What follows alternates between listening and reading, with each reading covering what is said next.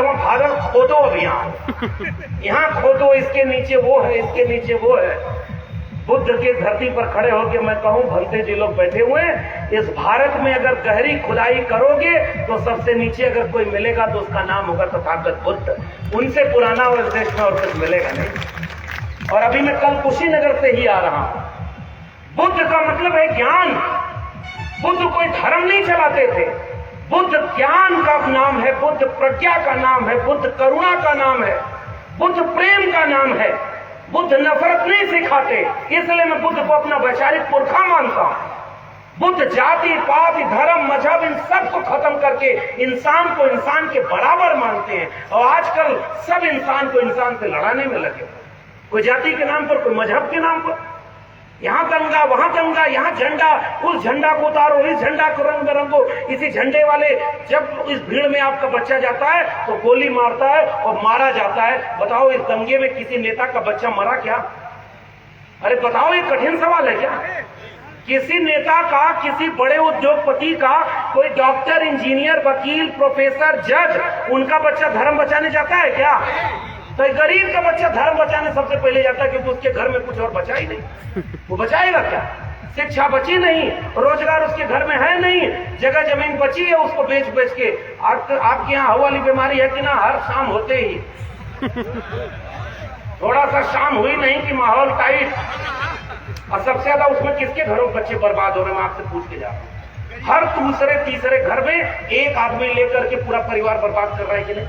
क्योंकि उसकी शिक्षा नहीं पहुंची, चेतना नहीं पहुंची, समझदारी नहीं पहुंची। उसको पता ही कहां है कि खतरे में इस देश का संविधान है, खतरे में कलम और किताब है, और दूसरी कोई चीज खतरे में नहीं है। इसलिए शिक्षा बचाना, कलम और किताब बचाना, ये आपसे फील और गुजारिश करके जा रहा हूं। और इसके लिए प्रोफेसर की डायरी खरीद करके पढ़ना। शिक्षा बर्बाद हो रही है, महंगी हो रही है। अभी वो चौरसिया साहब जब बोल रहे थे 50,000 में जो डिग्री मिलती थी अब 5 लाख रुपया हो गया। आप उधर देखते ही नहीं हो, क्योंकि आपको इतना पहले गरीब बनाओ, कमजोर बनाओ कि आप दिन भर कमाओगे नहीं तो रात को आपके यहाँ चूल्हा नहीं जलेगा। तो बताओ आप कैसे संविधान बचाने की बात करो? कौन पढ़ाने की बात करेगा? इसलिए मैं संत कबीर नगर के लोगों को पहली गुजारिश करके जा रहा हूं, भूखे रहना, प्यासे रहना, एक कपड़ा कम पहनना, एक रोटी कम खा लेना, किसी पाखंड में 1 रुपया दान मत करना, 1-1 रुपया जोड़ करके अपने बच्चों को शिक्षा जरूर दिलाना, कलम और किताब खरीद करके लोगों को पढ़ने के लिए जरूर देना। अगर शिक्षा नहीं मिली तो आने वाली पीढ़ी गुलाम पैदा होगी। ये आपको एक निकाला हुआ प्रोफेसर आपको बता के जा रहा है, और हमको पता है शिक्षा का मतलब क्या होता है।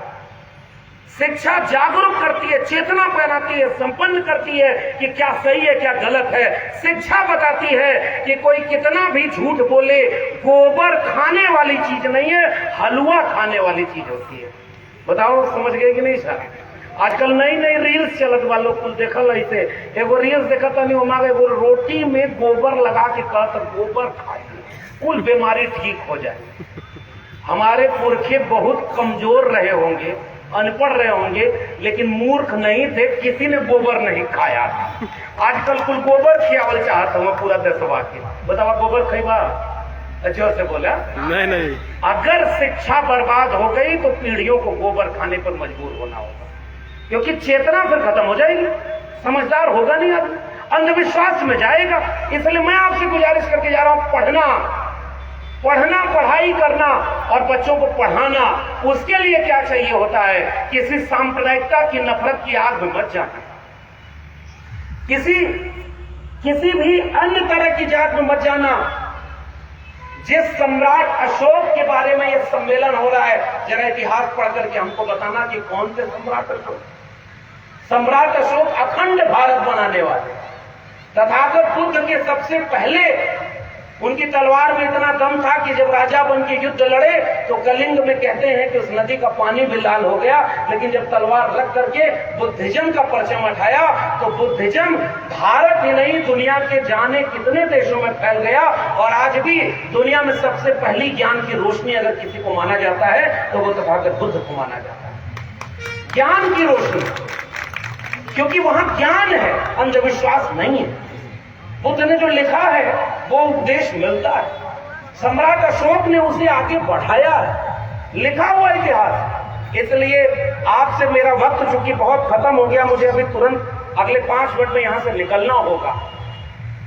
जब ये कार्यक्रम थोड़ा बन रहा था उसी समय यहां थोड़ा मुश्किल हो रही है। मैं आपसे केवल ये कह के जा रहा हूं, किसी भी तरह के अंधविश्वास से, पाखंड से, अंधविश्वास से बचना है तो शिक्षा जरूरी है। आजकल खाद मिल रही है सबको, खाद मिल रही है, नौकरी मिल गई होगी, फिर तो हर साल 2 करोड़ मिलना था, मिली। मेरे गांव में आजमगढ़ में 15 साल पहले 15 लोग सरकारी नौकरी करते थे और किसी धार्मिक यात्रा में कोई नहीं जाता था। एक आध कोई चला गया, वो बात अलग, सब क्योंकि दिल में मानते थे जिसको मानना है। दीपावली दिल में मनाते थे, हमारे खेतों में सारा त्योहार होता था। आज 15 साल बाद सरकारी नौकरी जिसकी थी वो रिटायर हो गया। नौजवानों में किसी को नौकरी मिले नहीं, सारे किसी दूसरे शहर में जाकर मजदूरी कर रहे हैं और बाकी सारे जो गांव में बचे हैं वो सब किसी न किसी यात्रा पर निकल जाते हैं। ये क्या आपको आगे आने वाले भारत में विनाश नहीं दिख रहा? जिन बच्चों को शिक्षा लेना था, जिन बच्चों को रोजगार पाना था, जिन बच्चों को आगे बढ़ना था, इस देश में 596 कुलपति हैं। 6 कुलपति शेड्यूल कास्ट के हैं, 6 कुलपति शेड्यूल ट्राइब के हैं, 36 ओबीसी के हैं और आबादी कितनी 90%, यानी 100 में 90 कुलपति ओबीसी SC ST होने चाहिए थे। ये ओबीसी की इतनी जातियां हैं। ये अंसारी जी बैठे हुए हैं, इन्होंने आज सुबह सुबह अपने हाथ का बना हुआ, बुनकर समाज से आते हैं, अपने हाथ का बना हुआ गमछा हमें भेंट किया यहां पर आए हुए। ये सारे वो लोग हैं जिनका मजहब भले अलग हो लेकिन पेशा, काम, संस्कृति वो सब एक होती है। इसलिए संविधान भी एक मान करके पसमानदा समाज को, दलित, पिछड़े, आदिवासी समाज को जोड़ करके 90% की हम बात करते हैं। और हमारा सबसे बड़ा पुरखा कबीर जुलाहा, उनको तो हम अपना नायक, अपना मसीहा मानते। कबीरा खड़ा बाजार में लिए लुकाठी हाथ और जो घर जा रहे हो अपना, चलो हमारे साथ। संत कबीर नगर के लोगों, जागने का वक्त आ गया है। ये राष्ट्र संकट में जा रहा है, मुसीबत में जा रहा है और अगर कुछ दिन और न संभले तो 90 के पहले जिस खटिया पर बैठने में भी लोग जातियां देखते थे, जातियों के नाम पर गालियां देते थे, कहीं ऐसा न हो कि वही दिन वापस आ जाए। यही इशारा करके जा रहा हूं। इसलिए ये कुर्बानी हमारे पुरखों ने नहीं दी। हमें आगे बढ़ना था, हमें बराबरी का समाज बनाना था, मोहब्बत प्यार से बनाना था। आप अपनी जाति को बड़ा कहते हो, आप अपनी जगह रहो, लेकिन हमारी जातियां किसी से छोटी नहीं है। वो संविधान के नाम पर सब बराबर है।